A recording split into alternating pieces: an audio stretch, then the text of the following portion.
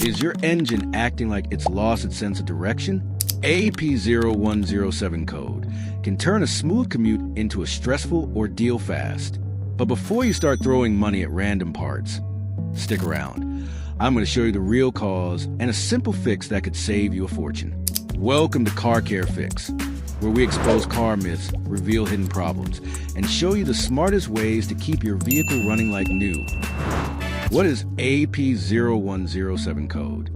In plain English, P0107 means your Manifold Absolute Pressure. Sensor is sending a voltage signal to the engine's brain, the ECU, that is too low. Think of the MAP sensor as your engine's lungs. It tells the computer how much air pressure is inside the intake. If that signal is weak, the computer gets confused and your car starts acting out. Red flags: how your car will behave. If this code is active, you'll likely notice these 5 symptoms. 1. Hesitation. You step on the gas, but the car thinks for a second before moving. 2.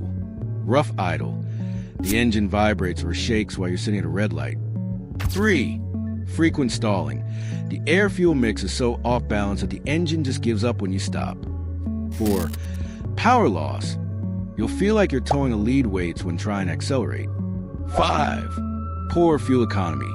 Because the sensor is lying to computer, the engine often dumps in extra gas just in case, draining your wallet at the pump. The usual suspects, common causes. Before replacing the sensor, check these first. A dirty or oily MAP sensor. Cracked vacuum hoses, very common. Loose or corroded wiring connectors. A clogged air filter, suffocating the system. Low battery voltage causing electrical glitches. The step-by-step fix, Method A. The most common solution is inspecting and potentially replacing the MAP sensor. Here's how you do it. 1. Locate the sensor. You'll usually find it mounted on the intake manifold or right next to the throttle body. 2. Inspect. Carefully remove it. Look for cracks, bent pins, or carbon buildup. 3. Pro tip.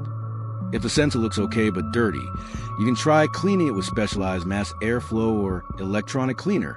But if it's damaged, it's time for a new one. 4. Check the O-ring. When reinstalling, ensure the rubber O-ring is clean and seated perfectly. A torn O-ring creates an air leak, which will bring that pesky light right back, finishing the job. Once the part is back in place, grab your OBD2 scanner, clear the code, and take the car for a 15-minute test drive. If the car feels responsive and the light stays off, congratulations, you just saved a trip to the mechanic. Remember, when it comes to car problems, you've got this. If this video helped you, hit that like button. And don't forget to subscribe to Car Care Fix for more easy car fixes and hidden maintenance secrets. Drop a comment below if you have any questions or want to see another repair video. Thanks for watching, drive safe, and I'll see you in the next one.